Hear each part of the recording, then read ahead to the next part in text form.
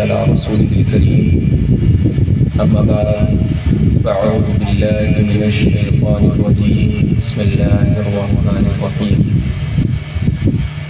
قال الله تبارك وتعالى في القرآن المجيد والفرقان الحميد فأما بنعمة ربك فحدث صدق الله مولانا العظيم وصدق رسوله النبي الأمين الكريم ونحن على ذلك لمن الشاهدين والشاكرين والحمد لله رب العالمين. آئیے ہم اور آپ گنبد خضراء میں آرام فرمانے والے آقا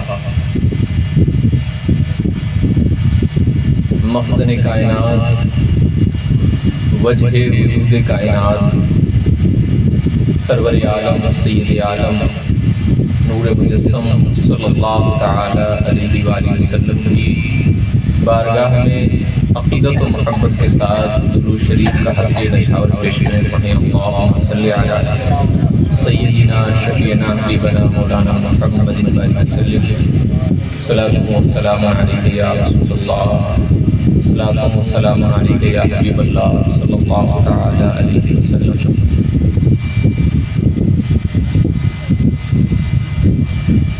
محترم اسلامی بھائیوں، سب سے پہلے ہم اور آپ سب لوگ مل کر اللہ تبارک و تعالیٰ کا شکر ادا کریں، اور اس کا شکر بے پناہ شکر ہے کہ اس نے 18,000 مخلوقات میں اس دنیا میں 18,000 مخلوقات پیدا کی، اور ان 18,000 مخلوقات میں سے ایک مخلوق کا نام ہے انسان. یہ ایک مخلوق ہے، اور اس مخلوق کو اللہ تبارک و تعالیٰ نے پیدا فرمانے کے بعد بقیہ تمام مخلوقات میں افضلیت عطا فرمائی. افضل کا معنی سب سے بڑا اعزاز عطا فرمایا، سب سے ایک نمبر پر رکھا. اور بالائے کرم اور احسان یہ ہے کہ تمام مخلوقات میں اس کو افضل بنانے کے ساتھ ساتھ اشرف بھی بنایا اور خطاب دیا اشرف المخلوقات. کیا خطاب دیا؟ اشرف المخلوقات. شرف بمعنی بنا ہے کسی کو اتنی تعظیم اور عزت دینا کہ جو اس کا اہل ہو اس سے زیادہ اس کو تعظیم اور عزت دے، اسی سے بنا ہے شرف. اشرف المخلوقات یعنی تمام مخلوقات میں اس کو اتنی افضلیت بخشی گئی کہ اس کو اتنا شرف دیا گیا، اتنا اس کو اعزاز عطا فرمایا گیا، اتنی اس کی تعریف کی گئی، اتنے اس کے اوصاف بیان کیے گئے، اس کی درجات کو بلند کیا گیا کہ اللہ تبارک و تعالیٰ نے تمام مخلوقات میں سب سے زیادہ اس کو اپنا قریب بنایا. پھر اللہ تبارک و تعالیٰ نے جب اپنی وحدانیت کو ظاہر کرنا چاہا، اس نے چاہا کہ لوگ جانیں کہ اللہ رب العزت وحدہ لا شریک ہے، وہی سپر پاور ہے، وہی اس لائق ہے کہ اس کی عبادت کی جائے. جب اس نے چاہا تب اللہ تبارک و تعالیٰ نے سب سے پہلے اپنے نور کے ایک حصے سے اپنے پیارے آقا صلی اللہ تعالیٰ علیہ وآلہ وسلم کے نبی کے نور کو پیدا کیا. پھر ایک عرصہ دراز تک مفسرین بتاتے ہیں ہزاروں سال تک وہ نور مقدس حضور نبی اکرم صلی اللہ تعالی علیہ وآلہ وسلم کی شکل میں اللہ رب العزت کے حضور سجدہ ریز رہا، اور اللہ تبارک و تعالیٰ کی حمد و ثنا کرتا رہا، تعریف و توصیف بیان کرتا رہا. پھر اللہ تبارک و تعالیٰ نے چاہا کہ اب میری وحدانیت اور میرے محبوب کا مرتبہ لوگوں پر ظاہر ہو، تب اس نے اس کائنات کو پیدا کرنے کا ارادہ فرمایا اور لفظ کن فرما کر تمام چیزوں کو وجود بخشا ہے۔ میری بات سمجھ رہے ہیں؟ ان تمام چیزوں میں ساری چیزیں بنائی گئی ہیں، جو ہم دیکھ پاتے ہیں یہ بھی بنائی گئی، جو نہیں دیکھ پاتے ہیں یہ بھی بنائی گئی، جن کا تعلق چھونے سے ہے، محسوس کرنے سے ہے، جن کا تعلق سننے سے ہے، جن کا تعلق دیکھنے سے ہے، جن کا تعلق چکھنے سے ہے، ساری چیزیں پیدا فرمائی۔ پھر اللہ تبارک و تعالی نے اس نور کا ظہور، اس نور کا اظہار اپنے اعتبار سے نبیوں کی آخری صف میں سب سے آخری میں عطا فرمایا۔ سب سے پہلے پیدا فرمایا کس کو؟ اپنے نبی کے نور کو پیدا فرمایا۔ جو بات سمجھ میں آیا کیجیے اسے بولا کیجیے، اس سے فائدہ یہ ہوتا ہے کہ جب آپ بات دہراتے جائیں گے تو وہ بات آپ کے زبان پر اور دل میں اور ذہن میں بیٹھتی چلی جائے گی۔ تو سب سے پہلے اللہ تبارک و تعالیٰ نے کس کے نور کو پیدا فرمایا؟ ہمارے اور آپ کے نبی صلی اللہ تعالیٰ علیہ وسلم کے نور کو پیدا فرمایا۔ پھر وہ نور کہاں رہا؟ پھر وہ نور اللہ تبارک و تعالیٰ کے حضور حاضر رہا اور ایک عرصہ دراز تک، ہزاروں سال تک اللہ تبارک و تعالیٰ کی بارگاہ میں سجدہ ریز رہا اور حمد و ثنا کرتا۔ پھر اللہ تبارک و تعالیٰ نے جب چاہا کہ وہ اپنی ربوبیت یعنی اپنے رب ہونے کا اظہار کرے اور رسالت معاب صلی اللہ تعالیٰ علیہ وآلہ وسلم کا اظہار کرے، تب اس نے کائنات کو وجود بخشا، کائنات کو پیدا کروایا اور لفظ کن سے اس کائنات کو تخلیق بخشی۔ اللہ تبارک و تعالیٰ کے لیے صرف اور صرف لفظ کن کہنا، لفظ کن کہنے سے وہ چیز وجود میں آ جاتی ہے جو اللہ تبارک و تعالیٰ بنانا چاہتا ہے۔ اس کے لیے کوئی انتظام نہیں کرنا پڑتا، کوئی پہلے سے تیاری نہیں کرنا پڑتی، اس کے لیے پہلے سے کوئی پری پلان، کوئی پلاننگ نہیں کی جاتی، بلکہ اللہ تبارک و تعالیٰ جب ارادہ فرماتا ہے اور لفظ کن فرماتا ہے وہ چیز ہو جاتی ہے۔ اور کن کا معنی ہے ہو جا۔ لفظ کن کا کیا معنی ہے؟ ہو جا۔ اور یہ کہہ کون رہا ہے؟ اللہ تعالیٰ، سپر پاور۔ اور کس سے کہہ رہا ہے؟ خود اپنے ماتحت جس چیز سے کہہ رہا ہے۔ اب مجھے بتائیے، اللہ تبارک و تعالیٰ کہہ رہا ہے ہو جا، تو ایسی کس میں طاقت ہے کہ وہ نہ ہو پائے؟ کون اس کے حکم کے خلاف جا پائے گا؟ تو ایسی کوئی طاقت نہیں، لہذا اللہ تبارک و تعالیٰ جب بھی کسی چیز کا ارادہ فرماتا ہے کن، تو وہ فوراً ہو جاتی ہے۔ قطعی تردد نہیں ہوتا، قطعی دیری نہیں ہوتی ہے، ایک لفظ، ایک سیکنڈ، ایک لمحے کی بھی فرق نہیں پڑتا۔ اللہ تبارک و تعالیٰ جب بھی فرماتا ہے کن، وہ چیز وجود میں آتا ہے۔ اللہ تبارک و تعالیٰ نے جب اپنی ربوبیت اور اپنے پیارے حبیب صلی اللہ تعالیٰ علیہ وسلم کی رسالت کا اظہار فرمانا چاہا تو اس کائنات کو وجود بخشا۔ پھر بنی نوع انسان کی تخلیق فرمائی۔ میں آپ کو شروع سے لے کے چل رہا ہوں، انشاءاللہ تعالیٰ اپنے موضوع تک جلدی ہی پہنچ جاؤں گا۔ وقت بھی تقریباً 12:05 یا 10 ہونے والے، وقت بھی اچھا خاصا ہو گیا ہے۔ اور وقت کے تعلق سے میں بات کو اپنی تھوڑا دوسری طرف لے جاتا ہوں۔ ہمارے آپ کے اندر ایک بہت بڑی کمی ہے، سبھی کے اندر ہے، کسی کے اندر زیادہ ہے، کسی کے اندر کم ہے، لیکن کمی سبھی کے اندر ہے۔ ہم لوگ وقت کے پابند نہیں ہیں اور ہمارے پاس وقت کی اہمیت نہیں ہے۔ میں بالکل اپنے موضوع سے الگ ہٹ کر ایک بات آپ سے کہنے لگا ہوں۔ اللہ کے رسول صلی اللہ تعالیٰ علیہ وآلہ وسلم کا فرمان عالی شان ہے، اور اس فرمان عالی شان پر ہم سب کا یقین ہے، بلکہ ایمان ہے کہ تمام باتیں بدل سکتی ہیں، تمام چیزیں غلط ثابت ہو سکتی ہیں، لیکن پیارے آقا صلی اللہ تعالیٰ علیہ وآلہ وسلم کا فرمان عالی شان کبھی غلط ثابت نہیں ہو سکتا، کبھی بھی غلط اور بدل نہیں سکتا۔ سورج پورب کے بجائے پچھم سے تو یقین کر سکتے ہیں کہ نکل آئے، لیکن کوئی کہے کہ فرمان رسالت صلی اللہ تعالیٰ علیہ وآلہ وسلم جیسا تھا اس کے برخلاف ہو گیا، ہم ایسا تسلیم نہیں کرتے۔ تو پیارے آقا صلی اللہ تعالیٰ علیہ وسلم کا فرمان عالی شان ہے۔ اس حدیث پاک کا مفہوم یہ ہے کہ انسان کے پاس دو انمول دولتیں ہیں۔ کتنی؟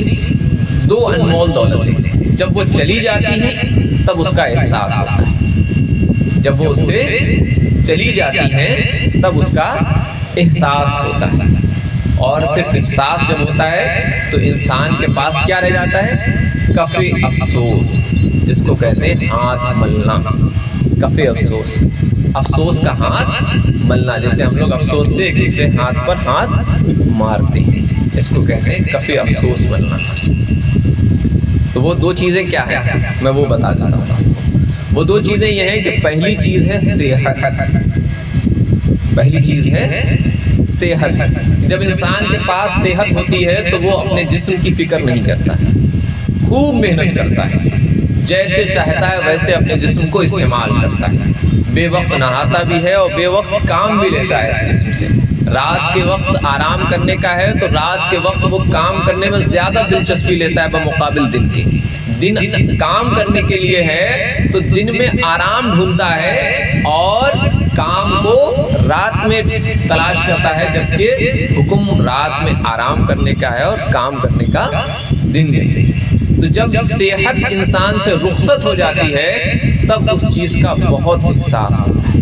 بالکل ایسے سمجھیے جیسے ایک انسان ہے، ہم آپ میں کہ ہمارے آپ میں جو ہاتھ میں جو طاقت ہے، جو قوت ہے، یہی ایک مرتبہ ٹوٹ جائے، جڑ جاتا ہے، لیکن کیا پہلے جیسی طاقت رہ جاتی ہے؟ کیا پہلے جیسی قوت رہ جاتی ہے؟ کیا پہلے جیسی پکڑ مضبوطی ہمارے اندر وہ رہ جاتی ہے؟ نہیں رہ جاتی۔ بس فرق کتنا ہوتا ہے؟ فرق اتنا ہوتا ہے کہ ایک چیز ٹوٹی اور پھر جڑ گئی۔ جڑ تو گئی لیکن اس میں ایک فرق پیدا ہو گیا کہ جب وہ تھی تب ہم نے اس کی اہمیت کو نہیں جانا، اور پھر وہی طاقت حاصل کرنے کے لیے، سیم پہلے جیسی طاقت حاصل کرنے کے لیے ہم اپنی پوری جمع پونجی لگا دیتے ہیں، ہم اپنی زندگی بھر کی کمائی صرف کر دیتے ہیں، لگا دیتے ہیں، اور ویسی طاقت ہم حاصل نہیں کر پاتے۔ سچائی ہے پہلی چیز۔ دوسری چیز کیا ہے؟ وقت۔ دوسری چیز کیا ہے؟ وقت۔ اس کو ٹائم کہتے ہیں کہ جب یہ ہمارے پاس ہوتا ہے تو ہم اس کو اہمیت نہیں دیتے، اور جب یہ رخصت ہو جاتا ہے، چلا جاتا ہے، تب ہم اس کے پیچھے بھاگے پھرتے ہیں۔ بالکل ایسے سمجھ لیجئے کہ ابھی وقت ہے، ہم کوئی ٹکٹ نکال سکتے ہیں، کہیں جانا ہے، ہم سفر کرنا ہے، اس کی آسائش اور اپنی آرام کے اعتبار سے اس کی تیاری کر سکتے ہیں، لیکن ذہن میں تو ہے کہ جانا ہے، لیکن وقت تھا ہم ٹکٹ نکال سکتے تھے، زیادہ راہ تیار کر سکتے تھے، تو شاید سفر تیار کر سکتے تھے، لیکن نہیں کیا۔ اب عین وقت آ گیا تو اب ہم مارے گھیرے پھر رہے ہیں، کبھی کسی سے کہہ رہے ہیں، کبھی کسی سے کہہ رہے ہیں کہ ہمارے لیے ٹکٹ کا انتظام کر دے، راستے کا انتظام کر دے، اور ہمارے لیے آسان سفر بنا دے۔ تو اس کے لیے ہم کیا کرتے ہیں؟ بہت کچھ اپنا خرچ کرنے کے لیے کوشش کرتے ہیں، اور پھر وہ چیز صحیح معنوں میں ہمیں حاصل بھی نہیں ہوتی۔ بالکل ایسے ہی سمجھیے جیسے آپ نے اپنی جوانی میں جو پڑھنے کے دن تھے، اس وقت ہمارے والدین نے، ہمارے بڑوں نے، ہمارے بھائیوں نے، ہمارے گھر والوں نے، ہمارے دادا دادی نے ہم لوگوں کو پڑھانے کے لیے، تعلیم دلانے کے لیے بہت کوشش کی۔ اس وقت ہم نے وقت کو اہمیت نہیں جانا، ٹھیک ہے پڑھ لیں گے، آج نہیں کل چلے جائیں گے، کل اسکول چلے جائیں گے، جو سبق آج سنانا ہے وہ آج نہیں کل سنا دیں گے، جو سبق آج یاد کرنا ہے وہ آج نہیں کل یاد کر لیں گے۔ پیارے اسلامی بھائیوں، کل کبھی نہیں آتا جیسا کہ ہم آپ جانتے ہیں، لہذا دن گزرتے جاتے ہیں، پھر ایک دن وہ موڑ آتا ہے کہ جس وقت آپ محتاج ہو جاتے ہیں، اس وقت آپ محتاج ہو جاتے ہیں، اور محتاجی سب سے بری بیماری ہے۔ محتاجی جو ہے سب سے بری بیماری ہے۔ محتاجی آپ سے وہ کرا سکتی ہے جو آپ چاہ کے نہیں کرنا چاہتے، لیکن محتاجی کے وقت آپ کر سکتے ہیں، تو آپ محتاج ہو جاتے ہیں۔ اب کیسے محتاج ہو جاتے ہیں؟ تھوڑی دیر کے لیے فرض کر لیجیے آپ نے تعلیم حاصل کی، ابھی بھی آپ اسی دنیا میں، اسی خیالات میں آپ جی رہے ہیں، ضرورت پڑی تو آپ دوسروں کا سہارا لے رہے ہیں، کوئی ایسا ہو جائے جو ہمارے ساتھ کھانے چلا چلے، کوئی ایسا ہو جائے جو ہماری اپلیکیشن لکھ دے، کوئی ایسا ہو جائے جو ہماری درخواست لکھ دے، کوئی ایسا ہو جائے جو بتا دے ہمیں کہاں ہمیں سائن کرنا ہے، کوئی بتا دے کہ ہمارے نام میں کتنی اسپیلنگ ہے وہ کیسے لکھی جائے، کوئی ہمیں بتا دے کہ کہاں ہمیں انگوٹھا لگانا ہے، کہاں ہمیں نشان لگانا ہے۔ پیارے اسلامی بھائیوں، یہ وقت کی بلیہاری ہے جو آج آپ کے پاس ہے، ہم نے اہمیت نہیں دی، گزر گیا، پھر آپ لاکھ پیسہ خرچ کر لیں، لاکھ منتیں سماجتیں کر لیں، وہ چیز واپس آنے والی نہیں۔ تو یہ دو چیزیں اللہ کے رسول صلی اللہ علیہ وسلم نے فرمایا کہ ایک انسان کے پاس دو چیزیں ایسی ہیں جو جب تک رہتی ہیں تب تک اس کو احساس نہیں ہوتا، جب وہ چلی جاتی ہیں تو اس کا بڑا احساس ہوتا ہے۔ کوئی تھوڑی سی مہربانی کرے گا، اس کا رخ گھما دے ہلکا سا، اگر کرنٹ نہ آ رہا اپنی طرف کر لو، ہاں ٹھیک ہے۔ اب میں واپس اپنی بات پہ چلتا ہوں۔ تو میں آپ لوگوں سے عرض کر رہا تھا کہ ایک تو یہ پروگرام بہت دیر میں شروع ہوتے ہیں۔ دیر میں شروع ہونے کی وجہ یہی ہے کہ ہم آپ اپنے اپنے کاموں میں مصروف رہتے ہیں، کام بھی ہمارے ضروری ہیں، تمام چیزیں ہیں وہ بھی ہمیں کرنا ہے، لیکن جب ہمیں کرنا ہی ہے تو ہم وقت پہ کریں۔ اب سن لے، خود ہی دیکھ لیجئے، آپ آنکھوں میں نیندیں بھری ہوئی ہیں، دل میں وہ چاہت نہیں بچی، لیکن بیٹھے ہیں صاحب۔ کیوں کہ جب تک صلاۃ و سلام نہیں ہو جائے گا ہم اٹھ کے نہیں جائیں گے۔ یہ بیٹھنا آپ پر جبرن ہے۔ کیا ہے؟ جبر مانے زبردستی۔ چاہے آپ ہماری وجہ سے بیٹھے ہوں یا آپ اپنی وجہ سے کیوں نہ بیٹھے ہوں، یہ آپ زبردستی بیٹھے، طبیعت آپ کی نہیں چاہ رہی ہے بیٹھنے کی، یہ سچائی ہے، اس میں کوئی جھوٹ والی بات نہیں، یہ سچائی ہے۔ طبیعت یہ چاہ رہی ہے، جسم یہ چاہ رہا ہے کہ اس وقت آرام کی جائے، سویا جائے، لیکن کیا ہے صاحب بیٹھے۔ کیوں بیٹھے؟ کیونکہ آج محفل ایسی ہے، اس لیے روز روز محفلیں نہیں ملتی، آج موقع ملا تو کیسے بھی کر کے بیٹھنا ہے، بھلے وہاں ہم بیٹھے کچھ بھی نہ سمجھیں، کچھ بھی نہ سنیں، اونگتے رہے، لیکن جائیں گے نہیں، پوری محفل پورا پروگرام کر کے جائیں گے۔ پیارے اسلامی بھائیوں، ان سب باتوں سے ایسے کچھ حل نہیں نکلنے والا۔ یہی پروگرام، یہی ساری چیزیں اگر آپ نے 2 گھنٹے پہلے شروع کی ہوتی تو 2 گھنٹے پہلے آپ فارغ بھی ہو گئے ہوتے کہ نہیں؟ اب آپ کہیں گے کہ پڑھنے والے نہیں آئے، تو میں کہوں گا پڑھنے والے آنے کو کیا مطلب ہے؟ عشاء کی نماز پڑھی، اس کے بعد کام کیا؟ آ جائیں۔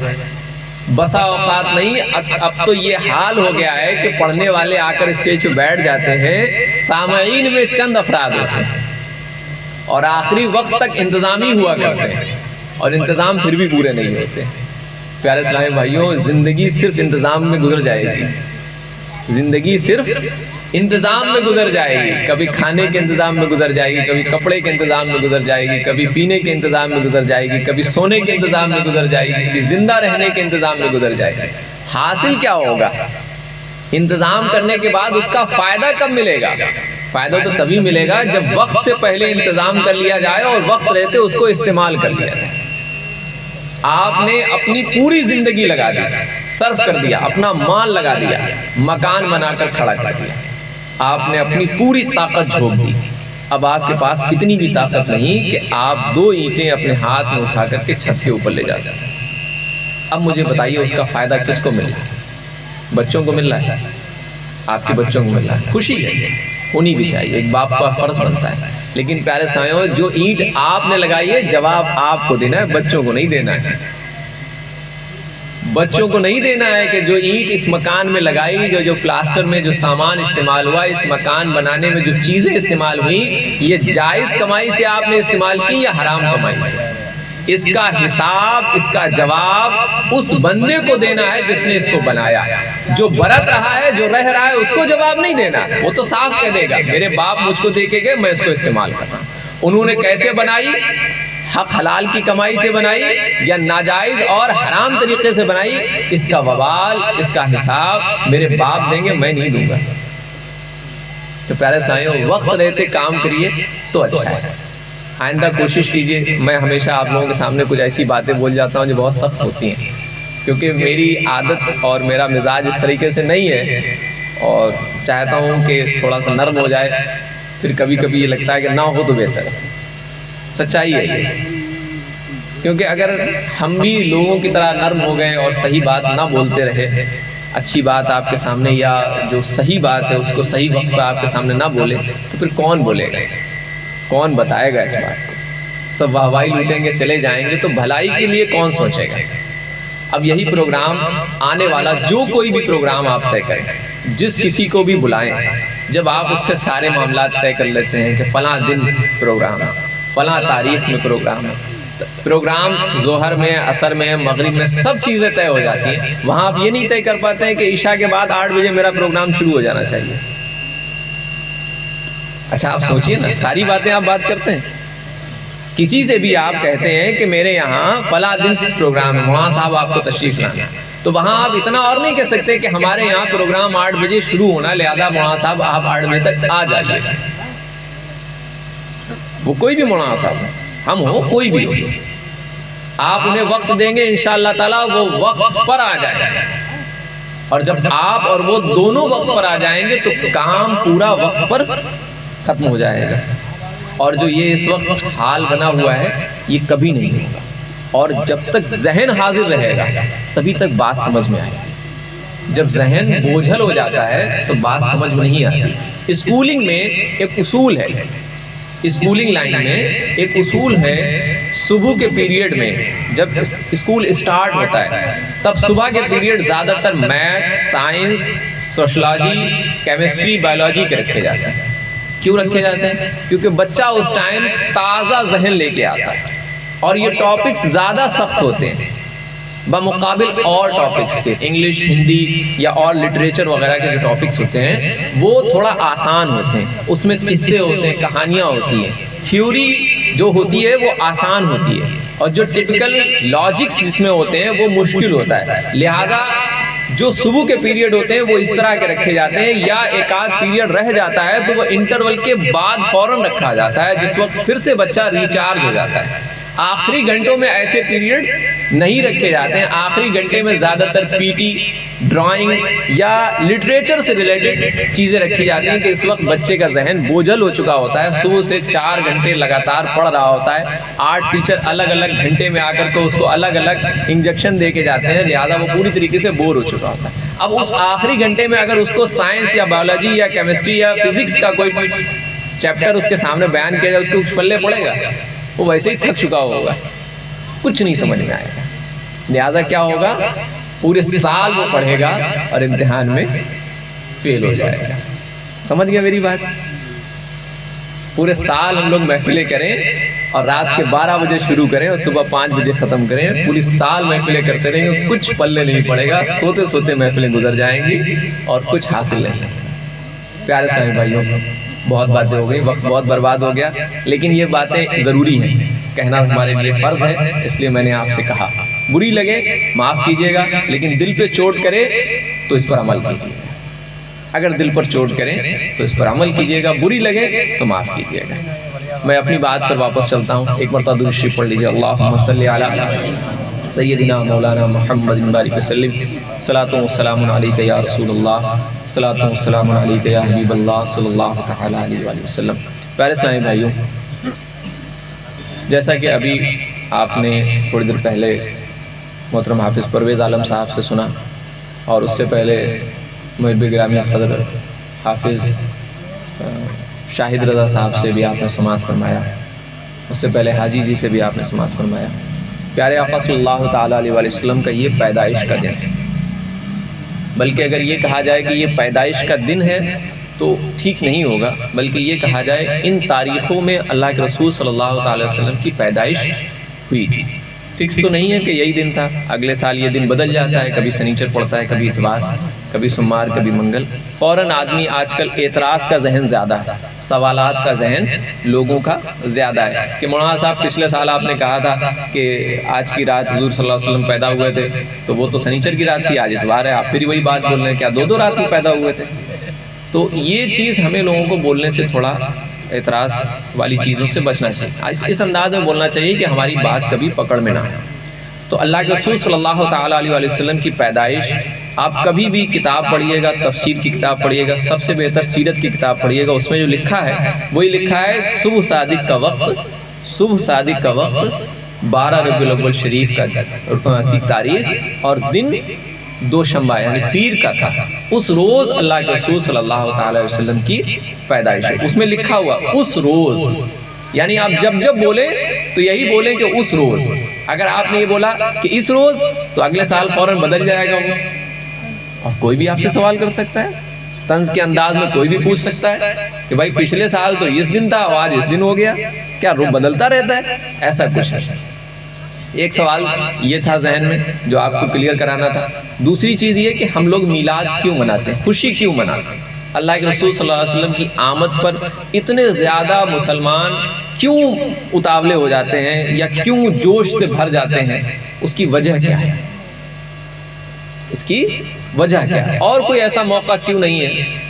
محرم ہے، ربیع الاول شریف کے علاوہ تمام ایسے مواقع آتے ہیں، عید ہے، بقرہ عید ہے، رجب کا مہینہ ہے اور شعبان کا ہے، اس سے بہتر رمضان کا ہے۔ اس میں وہ چیز علماء بھی نہیں بیان کرتے اتنی شدت کے ساتھ، اتنی تاکید کے ساتھ، جتنی تاکید کے ساتھ پیارے آقا صلی اللہ علیہ وسلم کی آمد کی خوشی بیان کی جاتی ہے۔ تو پیارے اسلامی بھائیوں، میں آپ کو ایک سیدھا سمپل لاجک دیتا ہوں۔ اللہ کے رسول صلی اللہ تعالی وسلم کا فرمان عالی شان کے تعلق سے بھی ہم نے آپ کو بتایا، ہمارا اس پر یقین اور ایمان۔ آپ ہی کی حدیث مبارکہ ہے کہ وہ بندہ تب تک کامل مسلمان نہیں ہو سکتا جب تک اس کے نزدیک اس کے باپ سے زیادہ، اس کی اولاد سے زیادہ، اس کے مال سے زیادہ، دنیا کی ہر چیز سے زیادہ میری محبت اس کے پاس ہے۔ میری محبت اس کے دل میں ساری چیزوں سے زیادہ جب تک نہیں ہوگی، اس کا ایمان کیا ہوگا؟ کامل نہیں ہوگا۔ اب مجھے بتائیے، جس کا ایمان کامل نہیں، اس کی نماز ہوگی، اس کے روزے ہوں گے، اس کی عید بقرہ عید کچھ ہوگی؟ بھائی ایمان نہیں تو کچھ نہیں، ایمان نہیں تو کچھ نہیں، اور ایمان ہے تو سب کچھ ہے۔ انسان گناہگار ہو، اگر وہ مسلمان ہے تو اللہ کی رحمت سے انشاءاللہ تعالی وہ ایک دن اپنی سزا، اپنے گناہوں کی سزا پانے کے بعد یا اللہ کی طرف سے مغفرت حاصل کرنے کے بعد، پا جانے کے بعد جنت میں ضرور جائے گا۔ لیکن اگر اس کے پاس ایمان نہیں تو لاکھوں نمازیں پڑھتا ہو، روزے رکھتا ہو، حج کرتا ہو، زکوٰۃ دیتا ہو، فرائض ادا کرتا ہو، نوافل پڑھتا ہو، سنتیں ادا کرتا ہو، لوگوں کی خدمت کرتا ہو، سب کچھ کرتا ہو، لیکن وہ جنت میں نہیں جا سکتا۔ اب تھوڑی دیر کے لیے فرض کر لیجئے نا، کیا ہمارے اور آپ میں بیچ میں نیک لوگ رہتے ہیں؟ غیروں میں نہیں ہیں، غیروں میں بہت سے نیک لوگ ہیں، لوگوں کی مدد کرتے ہیں، اور ایسے طور پہ مدد کرتے ہیں کہ ہم آپ کیسی مدد کر پائیں گے؟ ایسے لوگ موجود ہیں، لیکن کیا ہے؟ ان کے پاس ایمان نہیں، اور ایمان نہ ہونے کی وجہ سے انہیں وہ اہمیت یا وہ افضلیت یا وہ وقار، وہ عزت حاصل نہیں جو ایک مسلمان کو ایمان ہونے کی وجہ سے حاصل۔ میں ایک مزدہ سناتا ہوں، پھر ایک مزدے کے ساتھ ساتھ آپ کو تنبیہ بھی فرماتا ہوں۔ ایک مزدہ یہ ہے کہ پیارے آقا صلی اللہ تعالیٰ علیہ وآلہ وسلم مسجد نبوی شریف میں جلوہ افروز تھے۔ آپ نے فرمایا کہ جو شخص ایک مرتبہ بھی دل سے کلمہ شہادت اشہد ان لا الہ الا اللہ و اشہد ان محمد عبدہ و رسولہ کو پڑھ لے گا، اس کا ٹھکانہ جنت ہے، اس کا ٹھکانہ جنت ہے۔ جو صحابہ کرام رضوان اللہ تعالی علیہم اجمعین بیٹھے ہوئے تھے، ان میں سے ایک صحابی اٹھے اور پورے مدینہ منورہ میں ندا کرنے لگے، آواز دینے لگے کہ لوگوں ایک مرتبہ کلمہ پڑھ لو، تمہارے لیے جنت مل جائے گی، تمہیں جنت مل کے رہے گی۔ سامنے سے حضرت سیدنا عمر فاروق رضی اللہ تعالیٰ عنہ تشریف لا رہے تھے۔ جب سامنے سے تشریف لائے تو حضرت عمر فاروق رضی اللہ تعالیٰ نے پوچھا تم کیا کہہ رہے ہو؟ تو انہوں نے کہا کہ میں کہہ رہا ہوں کہ جو شخص ایک مرتبہ کلمہ شہادت کا ورد کر لے گا، اللہ تبارک و تعالیٰ اپنے فضل سے اسے جنت میں داخل کرے۔ تو حضرت عمر فاروق رضی اللہ تعالیٰ نے ان کے سینے پر ہاتھ مارا، اور وہ ہاتھ اس طریقے سے لگا کہ جو صحابی تھے وہ سیدھے نہ کھڑے ہو پائے بلکہ گر پڑے۔ دونوں لوگ بارگاہ رسالت مآب صلی اللہ تعالیٰ علیہ وآلہ وسلم میں حاضر ہوئے، اور جو صحابی ندا دے رہے تھے، آواز دے رہے تھے، انہوں نے شکایت کی کہ پیارے آقا صلی اللہ تعالیٰ علیہ وآلہ وسلم میں آپ کی حدیث پر عمل کرتے ہوئے لوگوں کو آگاہ کر رہا تھا کہ ایک مرتبہ کلمہ پڑھ لو، اللہ تبارک و تعالیٰ تمہیں جنت میں داخل فرما دے گا۔ عمر نے مجھے اس بات پر روکا اور مجھے سینے پر ہاتھ مارا، جس سے میں گر پڑا۔ پیارے آقا صلی اللہ تعالیٰ علیہ وآلہ وسلم نے حضرت عمر سے پوچھا ہے عمر تم نے ایسا کیوں کیا؟ حضرت عمر فرماتے ہیں کہ پیارے آقا صلی اللہ تعالیٰ علیہ وسلم مجھے خدشہ ہے کہ ایک وقت ایسا آئے گا کہ لوگ صرف اس بات کو سن کر ہمیشہ گناہ کرتے رہیں گے، ہمیشہ گناہ میں ملوث رہیں گے، نیک کام بالکل نہیں کریں گے، اور ایمان کی دولت سے اسی امید پر رکے رہیں گے کہ ایک مرتبہ پڑھ لیں گے ہم تو جنت میں پہنچ جائیں گے۔ لہذا میں نے اس لیے روکا کہ موت کا کوئی ٹھکانہ نہیں، کب آ جائے، کس وقت آ جائے، کس کو آ جائے، کہاں آ جائے، کچھ پتہ نہیں۔ اگر بندہ اسی امید پر رکا رہا اور اس کو موت نے آ کے لے لیا تو وہ کلمہ پڑھنے کی بھی توفیق سے چلا جائے۔ لہذا میں نے اس لیے روکا کہ تم اس طریقے سے اعلان نہ کرو جس سے لوگ اس یقین میں ہو کے بیٹھ جائیں کہ صرف ایک مرتبہ کلمہ پڑھ لیں گے ہماری تو نجات ہو جائے۔ تو پیارے آقا صلی اللہ تعالی وسلم نے حضرت عمر فاروق رضی اللہ تعالیٰ عنہ کی بات پر اپنی حدیث مبارکہ کو قائم رکھا، لیکن عمل کس پر کروایا؟ حضرت عمر فاروق رضی اللہ تعالیٰ عنہ کی بات پر عمل کروایا کہ پہلے لوگ نیک عمل کریں، نیک عمل کریں، نمازیں ادا کریں، فرض ادا کریں، واجب ادا کریں، وقت رہے تو سنت و نوافل بھی ادا کریں، لوگوں کی ہمدردی بھی کریں، لوگوں کی خیر خواہی بھی کریں، لوگوں کی مدد بھی کریں۔ اس کے ساتھ ساتھ اگر کلمہ طیبہ پر باقی رہے تو اللہ تبارک و تعالیٰ ان کو جنت میں داخل فرمائے۔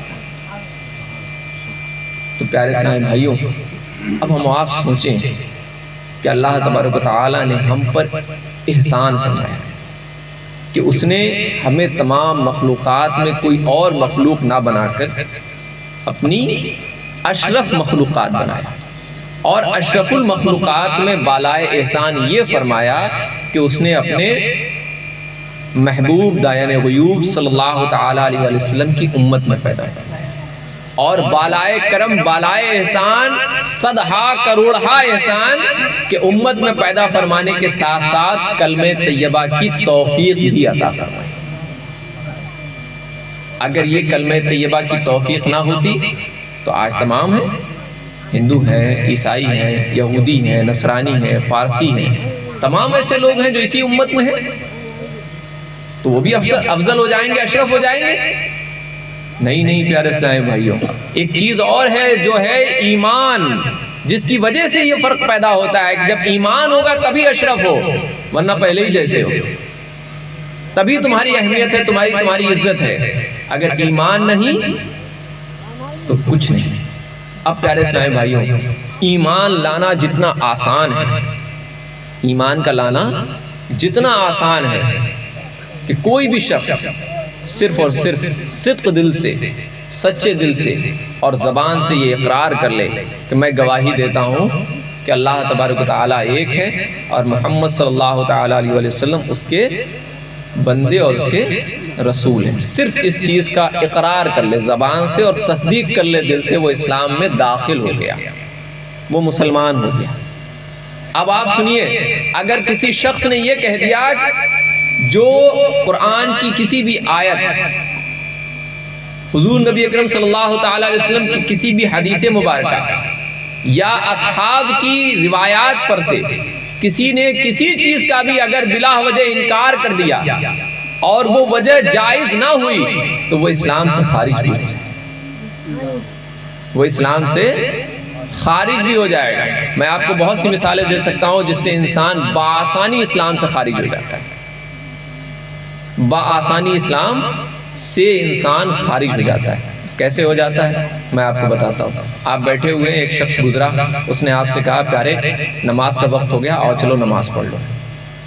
آپ نے فوراً کہہ دیا ہم نہیں پڑھتے، تو آپ نے سیدھے لفظوں میں نماز کا انکار کر دیا، سیدھے لفظوں میں نماز کا انکار کر دیا، اور نماز کا انکار کرنا کفر ہے، اور جس شخص نے کفر کر دیا اس نے اسلام سے اپنے آپ کو باہر کر لیا۔ اگر سیدھے لفظوں میں انکار کیا، ایسے ہی روزہ ہے، اگر کسی پر حج فرض ہے، ہمیں محسوس ہو رہا ہے کہ اس کے پاس مال ہے، لیکن وہ ہے یا نہیں وہ جانتا ہے، لیکن اگر واقعی اس کے پاس ہے اور کسی نے اس کو آگاہی کرانے کے لیے، اس کو یاد دہانی کے لیے، اس کی بہتری کے لیے اسے یاد دلایا کہ اے انسان تم پر فرض ہو جاتا ہے حج، اب تم حج کر لو، اس نے اگر منع کر دیا کہ میں حج نہیں کرتا، مجھ پر حج فرض نہیں ہے جبکہ فرض ہے، تو اس نے کیا کیا؟ ارکان اسلام کا انکار کر دیا۔ اور جس شخص نے ارکان اسلام کا جان بوجھ کر انکار کیا وہ اسلام سے خارج ہو گیا۔ جس نے پیارے آقا صلی اللہ تعالی علیہ وسلم کے تعلق سے کوئی ایسی بات کہی جو ان کی شان کے عین موافق نہیں ہے، تو پیارے اسلام بھائیوں وہ شخص مسلمان نہیں رہا۔ شکل و صورت کے حساب سے آپ اسے مسلمان کہہ سکتے ہیں، ٹوپی پہنے، داڑھی رکھے، پاجامہ پہنے، کرتا پہنے، آپ اسے مسلمان دکھ رہا ہے وہ، کیونکہ یہ شیوا مسلمانوں کا ہے، لیکن صحیح معنوں میں ایمان اس کے پاس نہیں رہا۔ تو پیارے اسلام بھائیوں، ایمان میں داخل ہونا، اسلام میں داخل ہونا، مسلمان ہونا آسان ہے، تو اس سے باہر نکلنا بھی بہت آسان ہے۔ میں تو کہتا ہوں کہ ایمان توفیق سے حاصل ہوتا ہے۔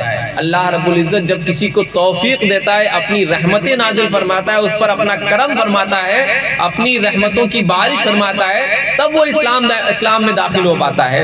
لیکن انسان اپنی چھوٹی چھوٹی غلطیوں کی وجہ سے بلا وجہ اسلام سے خارج ہو جاتا ہے، بلا وجہ اسلام سے خارج ہو جاتا ہے۔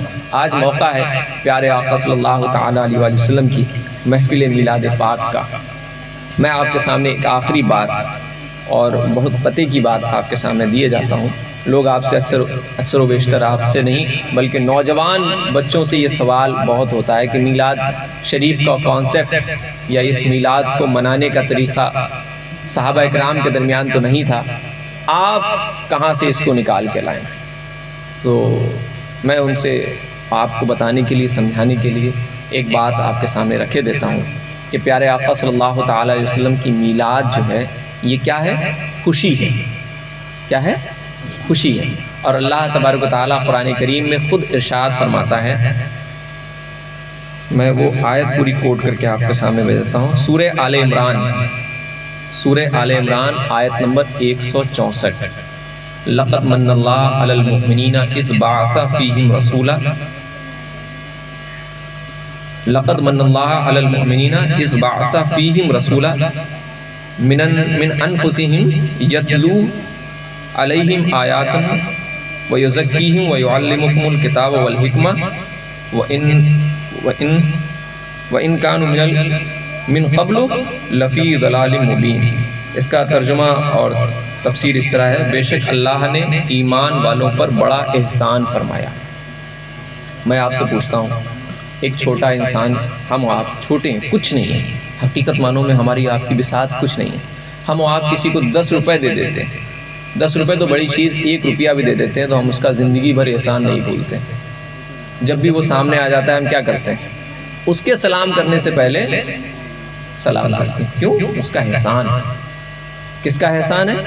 اس بندے کا جس نے ہم پر مہربانی کی، جس نے ہم پر کرم کیا۔ کیا کرم کیا کہ کھیت میں ہم تھے اور بوجھ ہم نے اپنا کاٹا، کھیت ہمارا اپنا، فصل ہماری اپنی، صرف اس نے اس بوجھے کو سہارا دے کر میرے سر پہ رکھوا دیا۔ اٹھانے والا کوئی نہیں تھا، سہارے دینے والا ہمارا اپنا کوئی نہیں تھا، دوسرے شخص نے آ کر کے ہمیں سہارا دے دیا، جبکہ ساری چیزیں ہماری ہیں، تو ہم اس کے شکر گزار رہتے ہیں۔ اور جب بھی وہ ملتا ہے ہم خندہ پیشانی سے اس سے ملاقات کرتے ہیں۔ خندہ پیشانی مطلب ہنس کر کے، مسکرا کر کے، بڑی محبت کے ساتھ اس سے ملاقات کرتے ہیں۔ کیا یہ خوشی کا اظہار نہیں کرتے ہیں؟ کیا یہ خوشی کا اظہار نہیں کرتے ہیں؟ اگر اس کو آپ خوشی نہیں مانتے تو کیا خوشی اس بات کو مانتے ہیں کہ جب وہ شخص ملتا ہے ہم اسے گالی دینے لگ جاتے ہیں، جو چیز پڑی ہوتی ہے اٹھا کے پھینک کے مارنے لگ جاتے ہیں؟ اب مجھے بتائیے کہ وہ احسان عظیم جو اللہ تبارک و تعالیٰ نے قرآن کریم میں فرمایا، سورہ آل عمران آیت نمبر 164 میں، کہ ہم نے لوگوں پر احسان فرمایا کہ ان میں اپنا رسول مبعوث فرمایا، بھیجا۔ اب سوچئے کہ ہم انسانوں کو اللہ تبارک و تعالیٰ کے اس بات پر کتنا شکر ادا کرنا چاہیے، کتنا شکر ادا کرنا چاہیے۔ تھوڑی دیر کے لیے فرض کر لیجئے کہ آپ کو اپنے کھیت میں آلو کھدوانا ہے، منڈی اچھی چل رہی ہے، لیبر نہیں مل رہا، ایک لیبر بھی اگر آپ کو مل جائے تو آپ کی اس نفع کا جب تک آپ کو خیال رہے گا، جب تک وہ نفع آپ کے پاس رہے گی یا یاد رہے گی، آپ اس انسان کو کبھی نہیں بھولیں گے جس نے آپ کے اس وقت میں آلو کھدوائے تھے۔ تب سوچئے کہ اللہ تبارک و تعالیٰ نے قرآن کریم میں صاف صاف فرما دیا کہ لوگوں میں نے تم پر احسان عظیم فرمایا، چھوٹا موٹا نہیں، احسان عظیم فرمایا۔ احسان مطلب اس کے ساتھ ساتھ عظیم بڑا احسان فرمایا کہ تم پر اپنے محبوب صلی اللہ تعالیٰ علیہ وسلم کو مبعوث فرمایا۔ اب مجھے بتائیے، جس شخص کو اتنی بڑی نعمت ملی ہو، کیا وہ خوشی نہیں منائے گا؟ غم منائے گا؟ روئے گا بیٹھ کے؟ کیا کرے گا؟ وہ خوشی منائے گا، خوشی کا اظہار کرے گا، اور اپنی خوشی کا اظہار کئی طریقوں سے کر سکتا ہے۔ خوشی کا اظہار وہ لوگوں کو اس چیز کا تذکرہ کر کے کر سکتا ہے کہ یار فلاں آدمی بڑا نیک ہے، اس نے میری مدد کی تھی، فلاں آدمی بڑا اچھا ہے، وہ بڑا رحم دل ہے، وہ بڑا یار لوگوں کے کام آتا ہے۔ یہی تو تعریف ہوئی۔ خوشی کا اظہار کس طریقے سے ہوگا؟ اسی طریقے سے ہوگا۔ اگر وہ شخص آ جائے گا تو اس کی خوشی میں ہم کیا کریں گے؟ گھر سے فوراً چائے یا ناشتے کا یا ٹھنڈے پانی کا انتظام کرتے ہیں۔ کیوں کرتے ہیں؟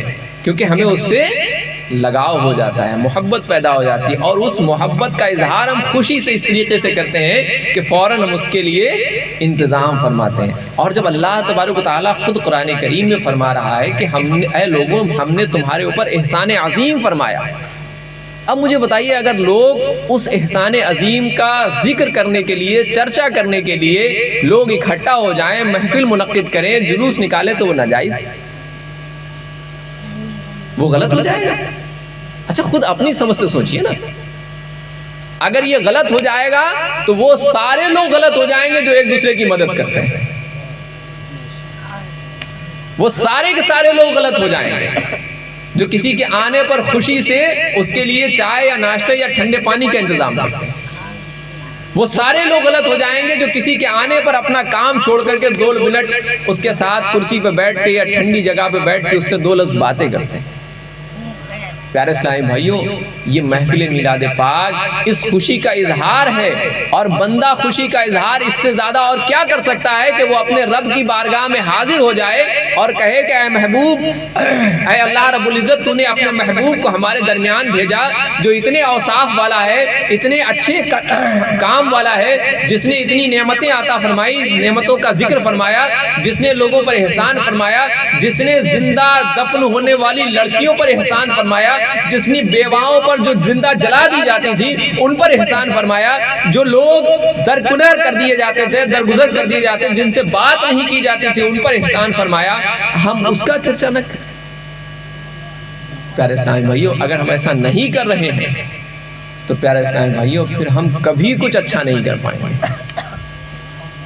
اللہ رب العزت قرآن کریم میں دوسری جگہ ارشاد فرماتا ہے، وہ سورہ 30ویں پارے کی ایک آیت ہے، وَعَمَّا بِنِعْمَةِ رَبِّكَ فَحَدِّثْ، وَعَمَّا بِنِعْمَةِ رَبِّكَ فَحَدِّثْ، اور اپنے رب کی نعمتوں کا خوب خوب چرچا کرو، اپنے رب کی نعمتوں کا خوب خوب چرچا کرو۔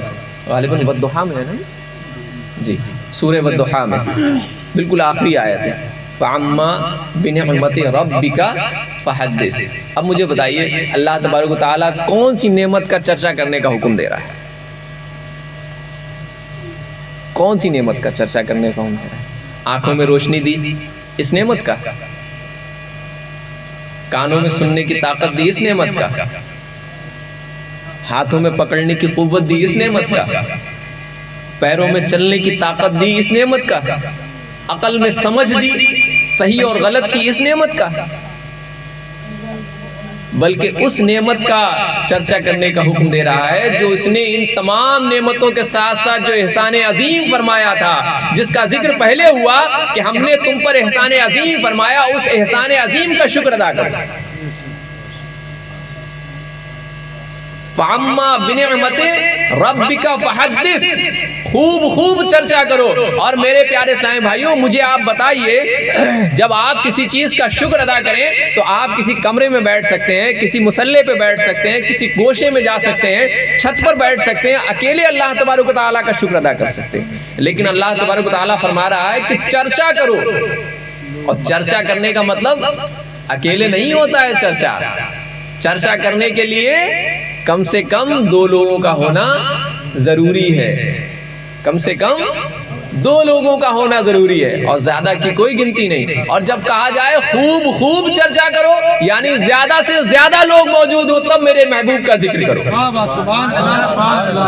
اسی لیے محفل منعقد کی جاتی ہے۔ نعرہ رسالت، مسلک اعلیٰ حضرت، نزدیک میلاد النبی، سرکار کی آمد، دلدار کی آمد، مدنی کی آمد، آقا کی آمد، نعرہ تکبیر، نعرہ رسالت۔ یا رسول اللہ، سمجھ میں آئی بات؟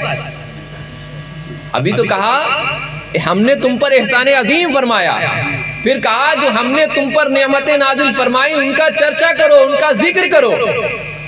شکر کرنے کو کہا ہوتا تو آدمی کہیں بھی بیٹھ کے شکر کر سکتا تھا، مسجد میں جا کے کر سکتا ہے، اپنے گھر پہ کر سکتا ہے، جب وہ لیٹتا سوتا اپنے بستر پر اللہ کا شکر ادا کر لیتا۔ لیکن شکر کے ساتھ ساتھ کہا گیا کہ اس کا چرچا کرو۔ اور چرچا کرنے کا طریقہ کیا ہو سکتا ہے؟ لوگوں کو اکٹھا کیا جائے۔ اب اکٹھا کرنے کی کون سی صورتیں ہو سکتی ہیں؟ اکٹھا کرنے کی یہی صورتیں ہو سکتی ہیں کہ پیارے اسلامی بھائیوں سب لوگ ایک جگہ جمع ہو جائیے۔ آج پیارے آقا صلی اللہ تعالی علیہ وسلم کی اوصاف اور ان کے اچھے جو ان کی باتیں ہیں، جو ان کے افعال ہیں، کردار ہیں، جس کو ایک لفظ میں حدیث کہا جاتا ہے۔ حدیث کا لغوی معنی ہے حضور نبی اکرم صلی اللہ تعالی علیہ وسلم کے قول، عمل، فعل اور حرکت کو حدیث کہتے ہیں۔ تو ان تمام چیزوں کا چرچا کرنے کے لیے آؤ حدیث کی کچھ باتیں ہو جائیں۔ اکثر آپ نے سنا ہوگا وہ حدیث کی باتیں کیا ہیں۔ اگر ان سے آپ خود پوچھ لیں کہ بھائی حدیث کا لفظی اور لغوی معنی کیا ہے، تو وہ خود آپ کو بتائیں گے کہ حضور نبی اکرم صلی اللہ تعالی علیہ وآلہ وسلم کے قول، عمل، فعل اور حرکت کو کیا کہتے ہیں؟ حدیث کہتے ہیں۔ اور جب قول، فعل، عمل کو حدیث کہتے ہیں تو اسی کے ذکر کرنے کو ہم میلاد کہتے ہیں۔ اسی چیز کو ذکر کرنے کو ہم میلاد کرتے ہیں۔ جس کی جیسی قوت ہوتی ہے وہ اس انداز سے اپنے میلاد کو مناتا ہے۔ سبحان اللہ، سبحان اللہ۔ الحمدللہ ہم لوگوں کو یہ قوت حاصل ہے اللہ کی توفیق سے کہ آج ہم لوگ یہاں بیٹھ کے اللہ کے رسول صلی اللہ تعالی علیہ وسلم کی میلاد منا رہے ہیں۔ کل انشاءاللہ تبارک و تعالیٰ اس سے اچھے پیمانے پر اللہ تبارک و تعالیٰ ہمیں توفیق عطا فرمائے گا، ہم اس سے بڑے پیمانے پر اس کی توفیق عطا فرمائے گا، اس کے میلاد کو منائیں گے۔ تو پیارے اسلامی بھائیوں، آج ہم نے آپ کے سامنے پوائنٹڈ جو زیادہ تر نوجوان لوگوں کو اس بات پر طنز کیا جاتا ہے، پکڑا جاتا ہے، ان سے سوال کیے جاتے ہیں، پوچھا جاتا ہے، میں نے وہ بات آپ کو بتا دی۔ ایسے ہی قرآن کریم میں ایک جگہ اور بھی اللہ تبارک و تعالیٰ نے ارشاد فرمایا، ویسے تو پورا قرآن الحمد کے الف لام سے لے کر والناس کی سین تک پیارے آقا صلی اللہ تعالی وسلم کی مدح و ثنا ہے، اس کے علاوہ کچھ نہیں۔ پیارے آقا صلی اللہ علیہ وسلم کی مدح و ثنا یعنی کہ صرف انہی کی تعریف اور توصیف ہے، اس کے علاوہ کچھ نہیں۔ اللہ تبارک و تعالی سورہ الم نشرح میں فرماتا ہے وَرَفَعْنَا لَكَ ذِكْرَكَ، وَرَفَعْنَا لَكَ ذِكْرَكَ، دو باتیں آپ کے سامنے بیان کر دیں۔ اب اس کے بعد یہ بات وَرَفَعْنَا لَكَ ذِكْرَكَ کس سے کہا جا رہا ہے؟ کہنے والا اللہ تبارک و تعالی، کہا جا رہا ہے جس سے وہ کون؟ اللہ کے پیارے حبیب صلی اللہ تعالی علیہ وسلم۔ کیا کہا جا رہا ہے؟ وَرَفَعْنَا لَكَ ذِكْرَكَ، ہم نے آپ کے ذکر کو بلند فرما دیا۔ سبحان اللہ سبحان اللہ۔ وَرَفَعْنَا لَكَ ذِكْرَكَ، ہم نے آپ کے ذکر کو بلند فرما دیا۔ اور بلند فرمانے کا طریقہ یہ ہے کہ جب تک قیامت رہے گی اللہ تبارک و تعالیٰ آپ کے ذکر کو اسی طریقے سے بلند فرماتا رہے گا جیسے آج ہم لوگ آپ اللہ تبارک و تعالیٰ نے بلند فرمانے کے لیے کوئی اور طریقہ نہیں اپنایا، بلکہ ہمیں آپ کو تیار کر دیا، یہ ذہن بنا دیا، یہ توفیق دے دی۔ اللہ کا شکر ہے کہ آج ہم لوگ اسی پیارے حبیب صلی اللہ تعالی وسلم کی ذکر اور محفل میں بیٹھے ہوئے ہیں اور ان کا چرچا کر رہے ہیں، اور جب ہم چرچا کر رہے ہیں تو ان کا ذکر دن بدن بلند ہوتا جا رہا ہے۔ اور پیارے اسلام بھائیوں، قطعاً یہ سوال یا ذہن میں یہ بات نہیں آنا چاہیے کہ ہمارے ذکر سے ان کا ذکر بلند ہو رہا ہے، قطعاً نہیں، بلکہ ان کا ذکر کرنے سے ہمارا رتبہ بلند ہو رہا ہے، ان کا ذکر کرنے سے ہمارا رتبہ بلند ہو رہا ہے، ورنہ ہماری تو کوئی اوقات نہیں تھی، ہمیں کوئی جانتا بھی نہیں تھا۔ جب سے ہم ان کا ذکر کرنے کے لیے اس اسٹیج پہ بیٹھے ہمارا سارا زمانہ جاننے لگ گیا۔ واہ واہ قاری صاحب، کتنا بہترین شعر حافظ صاحب نے بتایا ہے۔ جب تک بکے نہ تھے کوئی پوچھتا نہ تھا، جب تک بکے نہ تھے کوئی پوچھتا نہ تھا، تم نے خرید کے ہمیں انمول کر دیا۔ جب تک بکے نہ تھے کوئی پوچھتا نہ تھا، تم نے خرید کے ہمیں انمول کر دیا۔ پیارے اسلامی بھائیوں، آج دو تین باتیں ہم نے آپ کو بتائیں، ایک بات آخری اور ذہن میں آ گئی آپ کے۔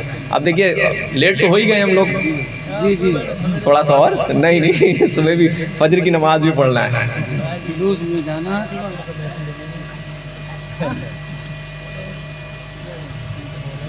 قرآن کریم میں 30ویں پارے میں ایک سورت ہے جس کا تعلق رمضان المبارک سے، بتائے گا کوئی کہ کون سی ہے؟ جی، بہت چھوٹی آیت ہے، بہت چھوٹی سورت ہے۔ شہر رمضان الذی انزل فیہ القرآن، نہیں یہ آیت ہے، سورت 30ویں پارے میں۔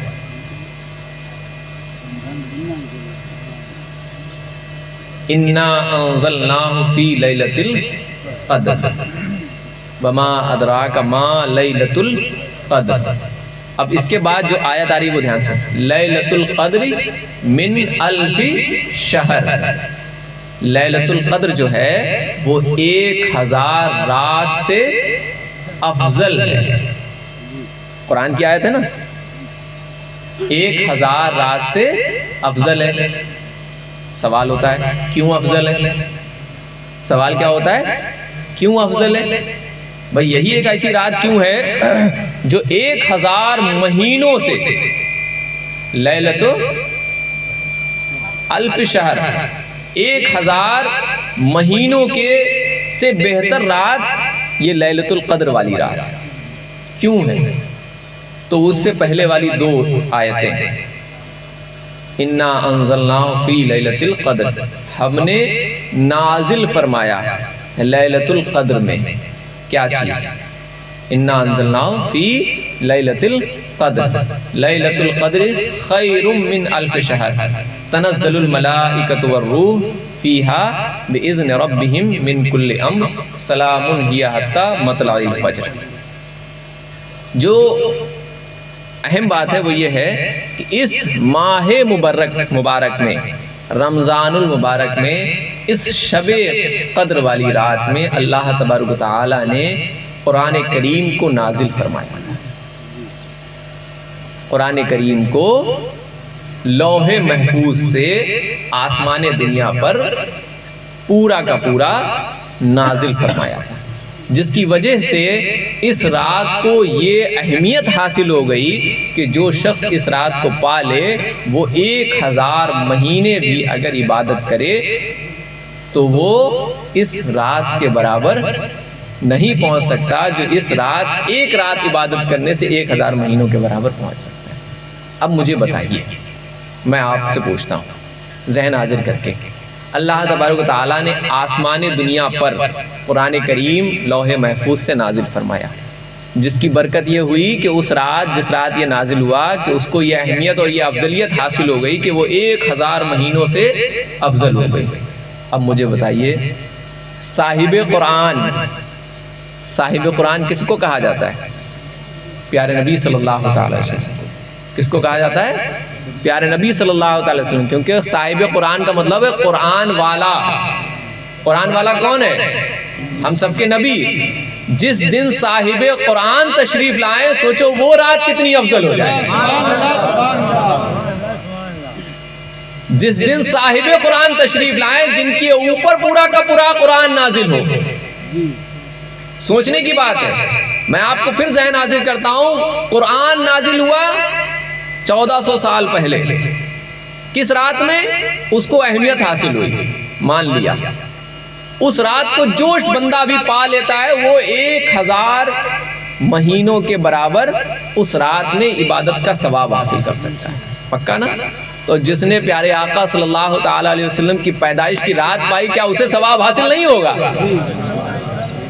کیا اسے ثواب حاصل نہیں ہوگا؟ جو صاحب قرآن ہے، جن پر اللہ تبارک و تعالیٰ نے قرآن کبھی وسیلے کے ذریعے سے، کبھی بلا وسیلہ نازل فرمایا۔ ہم آج سارے امتی اپنے پیارے آقا صلی اللہ تعالی وسلم کی میلاد کی اسی خوشی میں، اسی تاریخ کے اسی ایام میں آج ہم آپ بیٹھے ہیں۔ آج اگر ہم لوگوں نے اس رات کو پا لیا، اللہ تبارک و تعالیٰ وہ 1000 مہینوں کی افضلیت اللہ تبارک و تعالیٰ نے اس رات کو بخشی۔ میرا ماننا یہ ہے کہ ہمیں کچھ ملے یا نہ ملے، کم سے کم اللہ کے رسول صلی اللہ تعالی وسلم سے سچی محبت کا صلہ ضرور مل جائے گا۔ کچھ ملے یا نہ ملے، محبت کا صلہ ضرور ملے گا۔ اور جب محبت کا صلہ ملے گا تو پیارے آقا صلی اللہ علیہ وسلم اپنی کسی امتی کو خالی نہیں جانے دیتے۔ جب بھی وہ تھوڑا دیتے ہیں تو وہ اتنا دیتے ہیں کہ انسان سے سنبھالے نہیں چھوٹتا۔ جب وہ تھوڑا دیتے ہیں تو وہ اتنا دیتے ہیں کہ انسان سے سنبھالے نہیں چھپتا۔ حضرت صدیق گئے تھے، خالی ہاتھ گئے تھے، صداقت لے کے لوٹے تھے۔ حضرت فاروق گئے تھے، خالی ہاتھ پہنچے تھے، عدالت لے کے آیا۔ حضرت عثمان پہنچے، سخاوت لے کے آیا۔ حضرت علی رضی اللہ تعالیٰ عنہ پہنچے، شجاعت لے کر آیا۔ یہاں تک کہ دیگر صحابہ اکرام جو پیارے آقا صلی اللہ علیہ وسلم کی بارگاہ میں حاضر ہوا اور اس نے اپنے محبتوں کا اظہار کیا، تو اللہ تبارک و تعالیٰ نے رہتی دنیا تک اللہ تبارک و تعالیٰ کے محبوب صلی اللہ علیہ وسلم نے انہیں اتنا نواز دیا کہ جب تک دنیا رہے گی ان کا ذکر اور چرچا چلتا رہے۔ تو پیارے اسلامی بھائیوں، میں نے آپ کے سامنے آج کئی باتیں رکھی۔ سب سے اہم اور بڑی بات جو شروع میں ہم نے آپ کو رکھی، اپنے پروگرام کو جلدی شروع کیجئے اور جلدی ختم کیجئے۔ اس سے سب کیا فائدہ ہے؟ اب مجھے بتائیے، رات کا تقریباً 12:30 پونے 1 ہو رہا ہے۔ اب یہاں سے اٹھیں گے، کوئی بھی جا کر کے فوراً نہیں سو جائے گا، تقریباً آدھا گھنٹہ لگے گا۔ اب جو شخص سوتے سوتے 1 بجا دے، وہ کیسے صبح 5 بجے وقت سے اٹھ جائے گا؟ ہاں، آنکھ ضرور کھل جائے گی۔ جن کی روز کھلتی ہے ان کی کھلے گی ضرور، جن کی روز آنکھ کھلتی ہے ان کی کھلے گی ضرور، اور جن کی نہیں کھلتی ہے تو انہیں پھر آپ 1 لوٹا پانی نہیں بلکہ پوری ٹنکی میں ڈبو دیں، تب بھی نہیں ان کی صبح ہونے والی۔ سمجھ رہے ہیں؟ تو پیارے اسلامی بھائیوں، یہ وقت ہمارا ہی تو برباد ہوتا ہے، کسی اور کا تو نہیں ہوتا ہے نا۔ جب ہمارا اپنا وقت برباد ہوتا ہے، ہمارا اپنا نقصان ہوتا ہے، تو اس کی فکر بھی ہمیں اپنے آپ ہونی چاہیے، کسی اور کو نہیں ہوگی۔ اور اگر کسی اور کو ہو جائے تو بڑی مہربانی، اور اگر نہیں ہو رہی تو ہم کسی سے کہہ بھی نہیں سکتے ہیں کہ تمہیں میری فکر نہیں ہو رہی۔ جب ہم کو خود اپنی فکر نہیں تو دوسرے کو کیا میری فکر آئے گی؟ تو پیارے اسلامی بھائیوں، کہنے سننے میں جو کچھ لغزشیں، کمیاں، کوتاہیاں ہوئی ہیں، عمدن ہوں، سہون ہوں، معنن ہوں، لفظن ہوں، مولا تبارک و تعالی سب کو ان تمام غلطیوں سے ہم توبہ کرتے ہیں۔ جو بھی شریعت کی روح سے گرفت میں آتی ہیں، ان تمام گناہوں سے، ان تمام باتوں سے توبہ کرتے ہیں۔ استغفر اللہ ربی من کل ذنب واتوب الیہ، استغفر اللہ ربی من کل ذنب واتوب الیہ، استغفر اللہ ربی من کل ذنب واتوب الیہ، اشہد ان لا الہ الا اللہ واشہد ان محمدا عبدہ ورسولہ۔ السلام علیکم ورحمۃ اللہ وبرکاتہ، وما علینا الا البلاغ۔